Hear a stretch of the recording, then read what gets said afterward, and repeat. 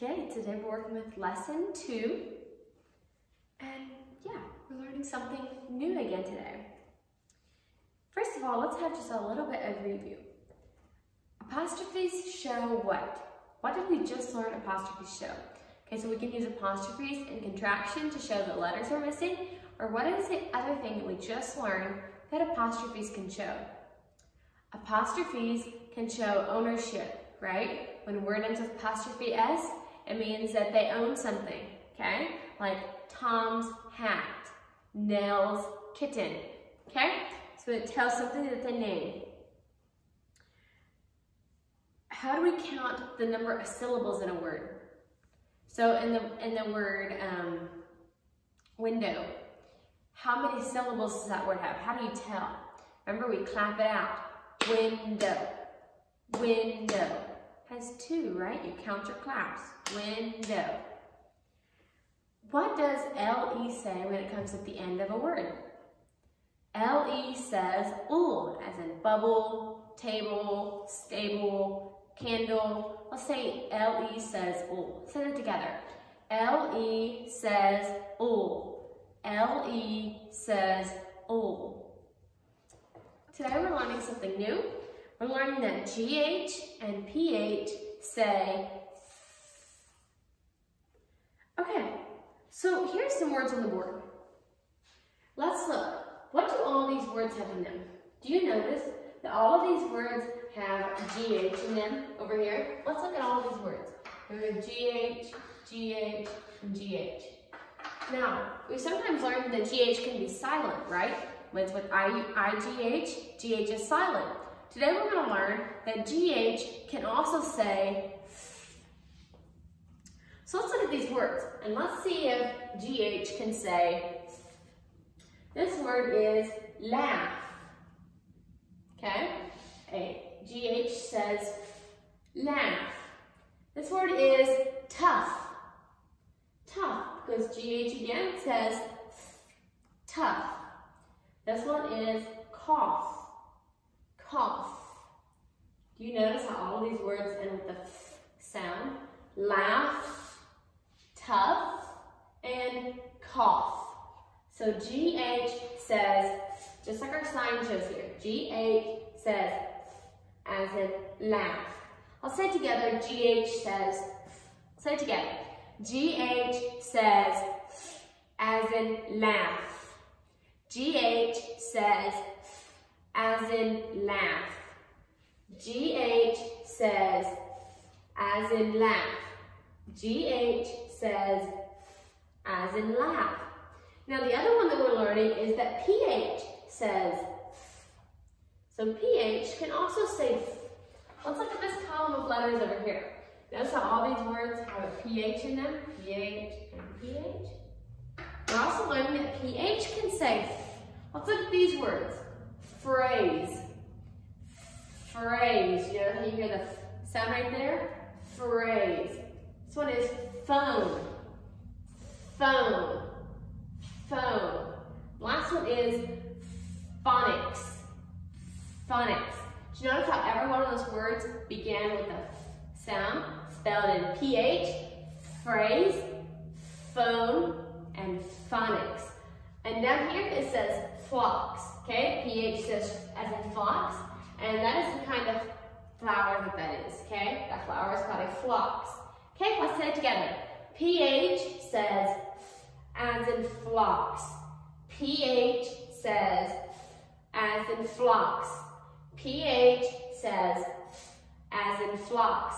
Okay, so let's say together now. GH and PH say it with me. GH and PH say.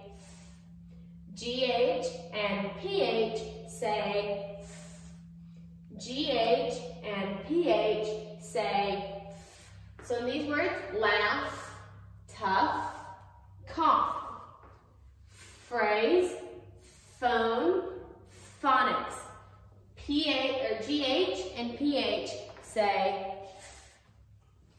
So at the very top of your lesson, it gives you the box. It has a picture of laugh, and then inside the little box it says tough, cough, laugh, phonics, phrase, and Ralph.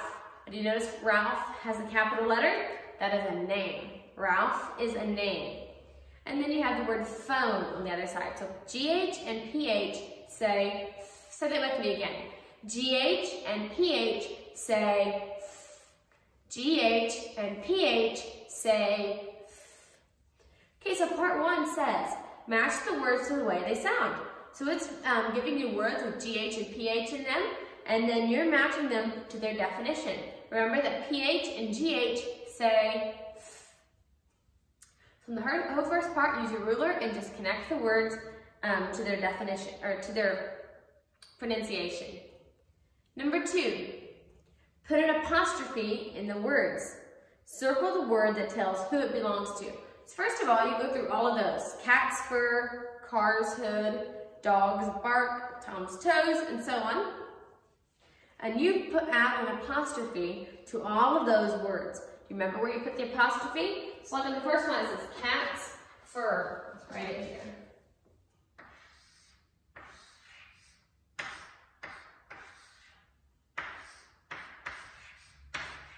Where do you put the apostrophe? Remember, you put the apostrophe right before the S, okay?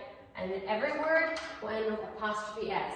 So cat's fur. Then the next set of directions says, circle who it belongs to, okay? Circle the word that tells who it belongs to. Cat's fur. Whose is it, okay? You're going to circle the possessive word, the word that shows who it belongs to. So that's how you do that one. Add an apostrophe S and then circle it, because that shows who it belongs to. Okay, top of the next page is we remember. We can do many things with words. We can make contractions, we can add prefixes or suffixes. Part 3 says, color the contraction orange. Color the word with a suffix yellow. Color the word with a prefix red. And then it gives you the 3 words, going, we're, and undo. You color each of those words according to as it tells you, okay? You'll color 1 orange, 1 yellow, and 1 red. Part 4 says write AI or AY. When do you use AY and when do you use AY? First of all, what does AI and AY say? AI and AY is the vowel sets for the A sound, and we use, say it together, AI in the middle, AY at the end. AI in the middle, AY at the end. So you do that in that part and make words by adding AI or AY. Part 5 says match a sentence, question, or phrase, put a period or a question mark. So use your ruler and you draw off each one of those as a sentence, question, or a phrase, and then put the correct ending mark. What does a sentence tell us? Sentence tells us who or what it is and what they're doing.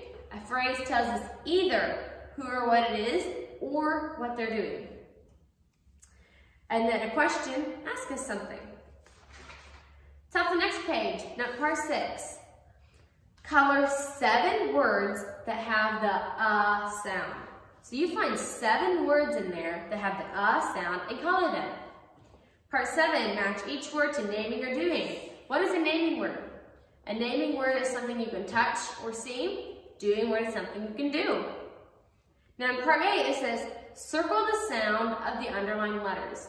So it gives you underlined letters, and all of those are working with silent letters, okay? WR says what? KN says what? GN says what? MB says what? Okay? So you circle the sound that those underlined letters make. Part 9. Circle the words that are spelled correctly. Part 10, match the opposites. Remember, opposites is something that mean completely different, okay? So you find the 2 things that mean completely different and draw a line between them using your ruler. Part 11 is penmanship. Write line 2 on page 43. Okay, and remember that you will look back on page 42, like in your penmanship paper, that the line, you're writing line 2, and that's on page 42. You write it on page 43.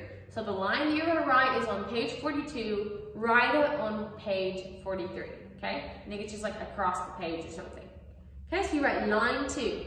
I once had a little tooth, and that's what your penmanship is. I once had a little tooth. Okay, look at your teeth for a second. You might have to go in a mirror and look at your teeth. Do you notice that the first teeth that you got, your baby teeth, like you might call them, are a little bit smaller? Then once you pull those teeth, that they get bigger. So that's what's happening here. Your first teeth are small, but the ones that grow in, that after you've lost a tooth, are bigger. Okay, so you're writing about, I once had a little tooth. So it's talking about the tooth that they had before they ever pulled their tooth, okay? So first teeth that they had a little tooth. So you write that penmanship neatly. Next is spelling. Obey, pray, walk, they, and once. Number 12 says write a word with the sound.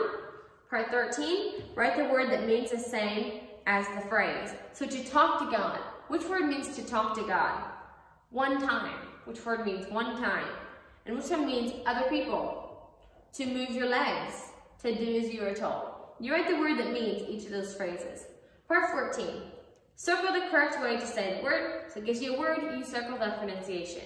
Do your lesson carefully, check over it, write your stuff neatly, and make sure you follow all the directions. And yeah, do your best. I will see you in reading class.